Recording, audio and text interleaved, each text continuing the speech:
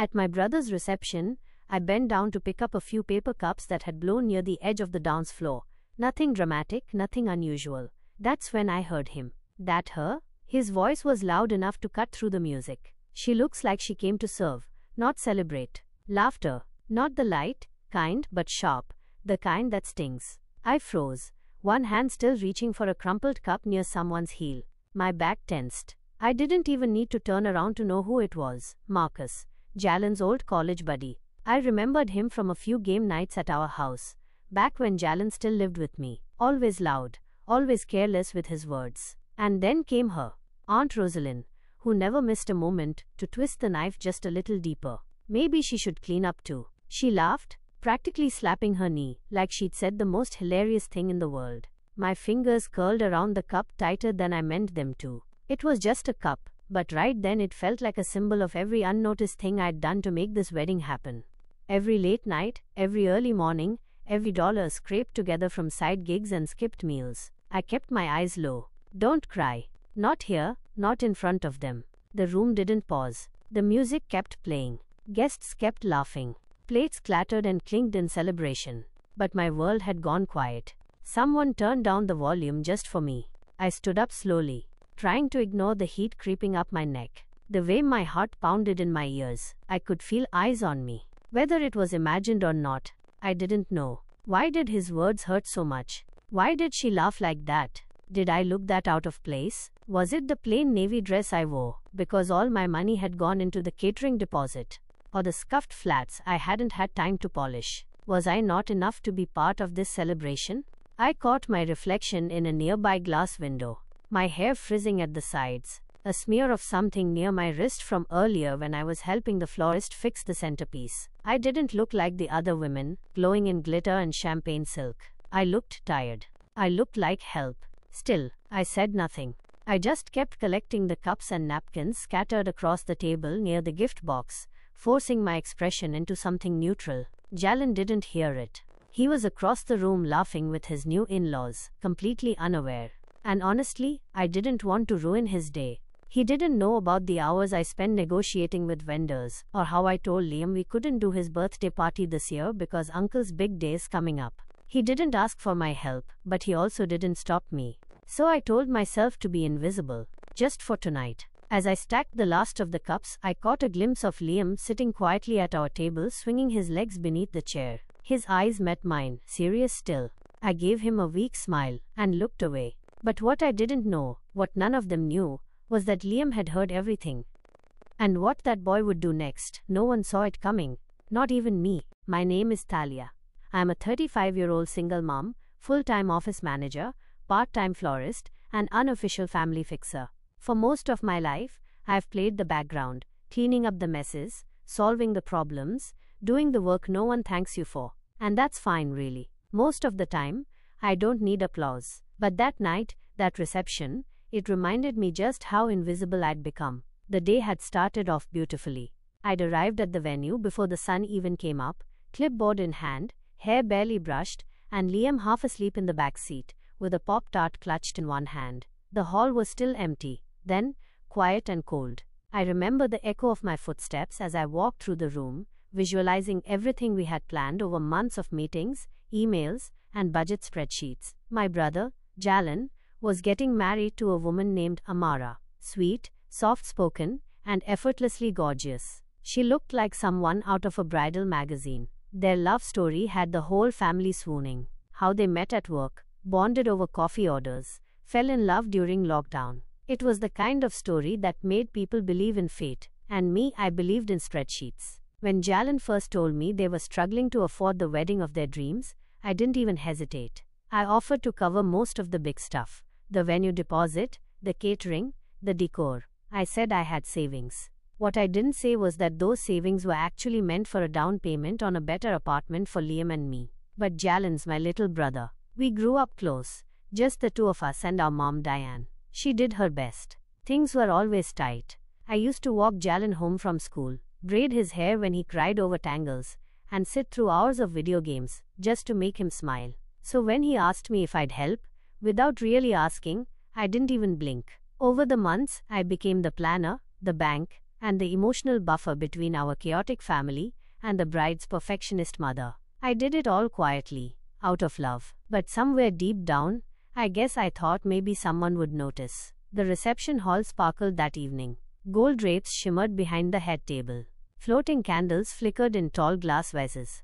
The cake, 5 tiers of vanilla almond perfection, sat like a crown jewel in the corner. People kept saying it looked Pinterest-worthy. They didn't know I'd stayed up until 2 a.m. the night before, arranging those centerpieces by hand, pricking my fingers on floral wire until they bled. As guests poured in, all glammed up and giddy, I tried to melt into the background. I wore a simple navy dress I'd bought from a clearance rack 2 years ago. I didn't want to stand out.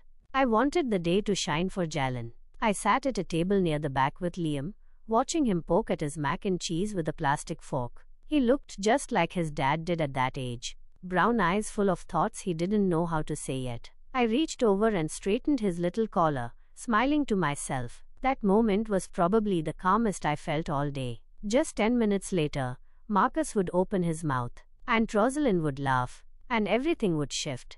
But right then, all I knew was this. My brother was happy. The wedding was beautiful. And I had made it all happen quietly, invisibly. I just didn't realize how invisible until they laughed. I don't know what hurt more, Marcus's words, or how easily everyone laughed. She looks like she came to serve, not celebrate. That line kept echoing in my head as I busied myself with clearing the table. It wasn't even my table, but I guess that was the point. My hands moved automatically, collecting plates and used napkins like I was on a shift no one asked me to clock into. I tried to focus on the motion. Plate, cup, napkin, trash, because the alternative was thinking too much. And if I started thinking too much, I'd start crying. And I would not cry. Not here. Not tonight. The laughter had died down, at least on the outside. People went back to their drinks and their shrimp cocktails, like nothing had happened. But inside I was burning. I kept glancing at Jalen, hoping maybe he'd seen the look on my face. Maybe he'd ask if I was okay. But he didn't. He was out on the dance floor, pulling Amara close while a slow song played, smiling like a man who had everything he ever wanted. And in that moment, I felt so small. Why did his friend feel comfortable saying that out loud? Why did my aunt think it was funny? I knew I wasn't the glamorous sister. I knew I wasn't anyone's idea of radiant. I came from work. I came from struggle. I came from real life. Maybe I did look like help. But what they didn't see was what I carried. Not just tonight, but for years. All the weight I'd been holding to keep this family standing. I stepped outside for a second, needing air, needing space. The cool breeze hit my face like a slap, and I welcomed it. My eyes burned, but I refused to let the tears fall. I leaned against the side wall of the building, looking out at the cars in the parking lot. I felt like one of them. Used, parked, waiting to be useful again. Then I heard the door creak open behind me. Liam. He padded over quietly, dressed in his little grey blazer and blue sneakers, clutching a juice pouch like it was his lifeline. He didn't say anything at first. He just stood next to me, eyes fixed on the sky. "Are you sad, Mummy?" I paused, trying to swallow the lump in my throat. "No," I lied. "Just tired." He nodded slowly, but he didn't believe me. Kids know. He leaned his head against my arm, and we stood there like that, side by side in the dark, pretending not to feel what we felt. When we walked back in, I told myself to push it all down. I wasn't going to let them ruin this day. I wasn't going to make a scene. I went back to clearing the last few cups near the dessert table, trying to make myself as invisible as possible. But I noticed something odd. Liam hadn't gone back to our table. He was still standing near the edge of the dance floor, watching, listening. Then slowly, he started walking toward the stage. I furrowed my brow, setting down the tray in my hands. What was he doing? The DJ was mid-song when Liam reached the front where the mic stood waiting for the next host or cheesy wedding game. And then he reached up and tapped the mic. It let out a loud, sharp pop.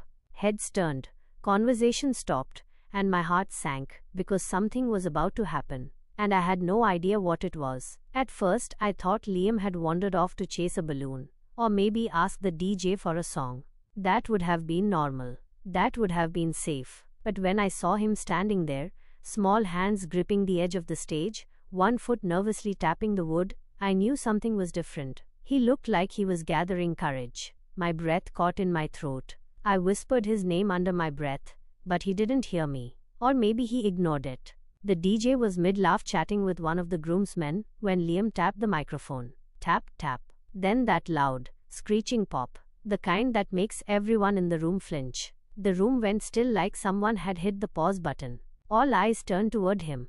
My son, my 8-year-old son, standing under fairy lights and chandeliers, clutching a microphone almost too big for his hands. The silence was thick, heavy. I started moving, pushing through the tables toward the front. My heart raced. My mouth was dry. I didn't know what he was going to say, but I knew he'd heard something he shouldn't have. I wanted to stop him, to pull him down, to wrap him up and say, "It's okay, baby. Mommy's fine." But I didn't make it in time, because he cleared his throat and said, "Hi, my name is Liam. I'm Talia's son." And just like that, I froze. People turned in their chairs. Napkins were slowly lowered to laps, and Rosalind shifted uncomfortably. Marcus looked up confused. Jalen had just started walking back toward his seat with Amara when he stopped dead in his tracks. My mom helped with everything here. She paid for the food and the flowers and the chairs. She didn't even buy herself a new dress because she wanted it to be pretty for everyone else. His voice shook a little, but he kept going. His small chest puffed out like he was trying to be brave. She even helped my uncle when he didn't have enough money. She just wanted him to be happy. My vision blurred as the tears finally came, hot and fast. I stopped walking. I couldn't move. I couldn't breathe. I just stood there watching this tiny version of me doing something I'd never had the guts to do. Demand to be seen. And I heard someone say she looked like a maid, he said, his voice trembling now. But my mommy's not a maid. She's a superhero. There was no applause, no laughs, just silence. The kind that hurts. Marcus turned beet red, and Rosalind shrunk down in her chair. Even the DJ looked like he wanted to crawl under his table. And Jalen, he looked like someone had poured ice water over his heart. Liam looked around the room like he was waiting for someone to say something, but no one did, so he just nodded once, like he'd said what he needed to say. Then he handed the mic back to the DJ, climbed down the steps with wobbling legs, and walked straight toward me. I dropped to my knees, wrapped him up so tight I felt his heart beat against mine. "Why'd you do that, baby?" I whispered. He pulled back just enough to look me in the eyes. "Because they forgot," he said. And I didn't want them to forget. And in that moment, something shifted in the air. Not just around me but in me. Because for the first time, I didn't feel invisible anymore. After Liam stepped down from the stage, it felt like the whole reception had shifted on its axis. People weren't laughing anymore. They were staring at him, at me, at the silence that had swallowed up the room like a wave. I was still kneeling on the carpet, holding Liam in my arms, when I felt the weight of it all finally land, like I'd been holding up a house on my shoulders and someone had just taken it off without warning. I didn't know what to do. Should I run? Should I explain? Should I pretend none of this had happened? But I didn't have to make a move because that's when I heard another mic click on. A familiar voice. Low, quiet, shaky. It was Jalen. He was standing on the stage now, one hand in his pocket, the other holding the microphone. Amara stood off to the side, her hands clutched in front of her dress, eyes glossy with tears. Jalen cleared his throat once, twice. He glanced at me, then down at Liam.